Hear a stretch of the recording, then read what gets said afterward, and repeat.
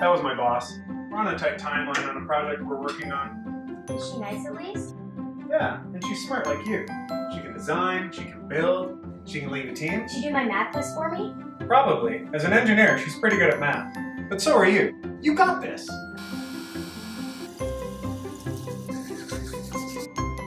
You know, engineering isn't just fixing cars.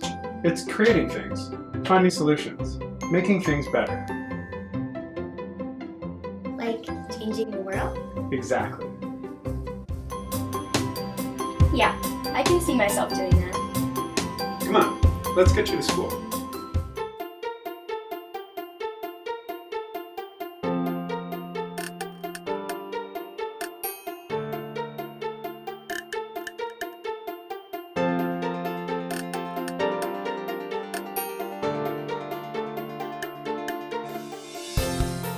I'm Laura Grover. I'm an executive director and senior structural engineer with JLR Associates. I'm Nadia Carrier, and I'm a mechanical engineer with JLR. I'm Robin Whiteley, and I'm a senior systems engineer for Lockheed Martin, Canada. Christine Musa, systems engineer at Lockheed Martin, Canada. Cynthia Cruikshank, I'm a professor at Carleton University in mechanical engineering. I'm Sarah Brown, and I'm a PhD candidate in mechanical engineering at Carleton University. I'm Dion Barwise. I'm the Director of Measurement Engineering at MDS Aero Support. I'm Rachel Cardone. I'm Manager of Purchasing and I work at MDS Aero Support.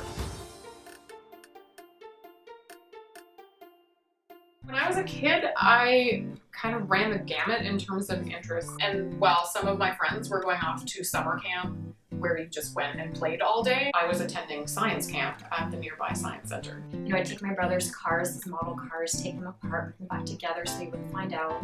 I was very independent. I was always curious. Oh, what's this? Oh, what's that? I was really almost like a little mini professor. My birthday invitations would look a lot like tests. I always loved Rube Goldberg machines as a kid. I really enjoyed playing with my Lego and building things from like windmills to cars. I also really enjoyed my Barbies. I don't think I ever had any inkling of what engineering really was, even though my father was an engineer. It wasn't someone who came home and explained what he did. Nobody was an engineer in my family or that I knew, so I didn't understand what that was as a career at all. I didn't know what engineering was. Recollection of hearing what an engineer was in high school when we were doing career planning. I knew of it, but I didn't know what it truly was until I was in high school. I knew my dad was an engineer and my sister was studying engineering in university, but I had no concept of what that entailed. I was part of a solar-powered car club in middle school. I didn't even really realize it was engineering at the time. What initially drove me to engineering was an experience with guidance counselor in high school when we were looking at what subjects we had an interest in and exploring career opportunities. I had gone to an IBM camp when I was in high school that promoted engineering and physics and STEM. My love for science in high school. The math and science aspect of it, I was looking for a challenge and I thought this would be a good fit for my skill set. Girls are highly reliant on their parents to champion their efforts, and over 3/4 of girls really think of their parents as having the most influence on their career path. They asked me what classes do I enjoy taking in high school, and they're the ones that really helped me streamline that to engineering. Sometimes your parents need to give you a push in the right direction, and I think in the end I'm glad they did because it turned out really well. When I was in university, there were approximately 10% women. It equated to about 10%. Probably about a dozen. I would say we were about 20% women. But, a little less than a 10% ratio. About 20 to 25%. Just 3 girls. The very last class, it was a review session, so the whole class decided to show up at that time.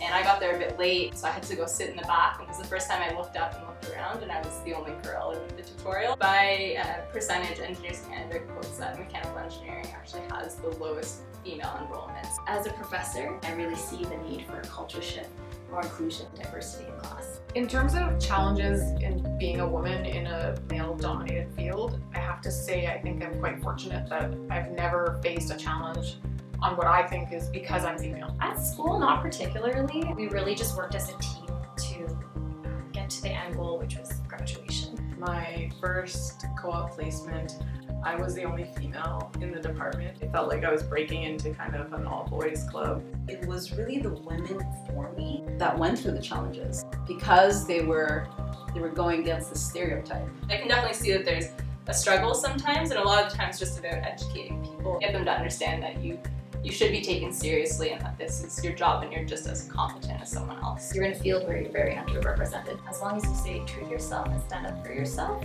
then it's not an issue.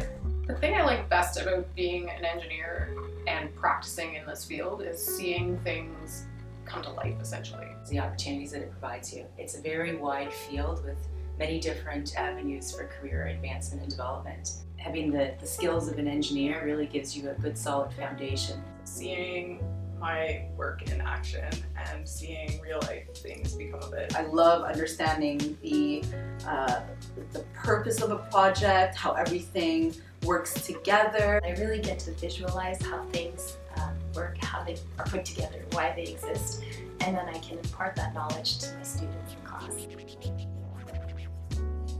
It's about coming to a practical solution in the end, and not necessarily a perfect one, but one that will get the job done. Creative problem solving, that's what engineering is all about. How to manage your time, how to prioritize, how to communicate, how to accept failure, knowing when to walk away, teaches you how to work with people and also work on your own. But definitely teamwork, I think that's the biggest one. If you don't have fundamentals of math and science and enjoy it and want to be good at it, it's hard to get through the engineering program. But even after all that, if you're done your engineering program and you start your profession, you realize that the whole entire exercise was learning to learn. It's a symbol to remind all engineers that the safety of the public comes first. For me, it was validation that I had done it, and there was proof now. I really achieved the goal that I planned out for, which was graduating from the engineering program. And there's a background story to it as well. There was a bridge in Quebec that went down, and then they realized, wow, what we're building affects the safety of the public. It's really a good symbol of being professional and being part of an ethical engineering community. So it's definitely something that I'm proud to have on my finger. Engineering already changes the world just by the aspect of what it does, right? It's taking everyday things that are around you and putting them together and making advances. You can't really look at anything without an engineering having touched it, really. If you think of the electricity that goes to your house, the transportation you're in, your pen, if you think of anything, everything needed someone to figure out how to make it. Engineering has already changed the world and will continue to change the world going forward, because behind every great accomplishment there's a team that makes it happen. There's such a strive now to help reduce emissions and increase energy efficiency. I really think that engineering has provided us with all of our everyday comforts, and it's the things that we take for granted every day, like turning on the tap and getting clean water. If you think of something, you design it, and you build it, it can change the world. Keep exploring, keep discovering yourself, get involved in different types of activities and find out what you like. Be true to yourself and really take every opportunity you have to learn from other people. You can do anything and you can be anything you want to be. Don't give up. There's no need to be afraid. Sky's the limit. Sometimes things, are a bit harder to get there, but it doesn't mean that you can't do it. Becoming an engineer doesn't stop you from being a girl. I think there's this idea that, math and physics and design, those are not feminine things, or they're not cool things for, young girls to be interested in. And I think the thing to tell them is, no, it is cool. Accept the challenge that it offers and embrace it. If girls don't see females in STEM fields where women are underrepresented, how are they supposed to imagine themselves in those roles? I'd really love to live in a world where being an engineer, a female engineer, doesn't make you brave, it doesn't make you bold, but makes you normal.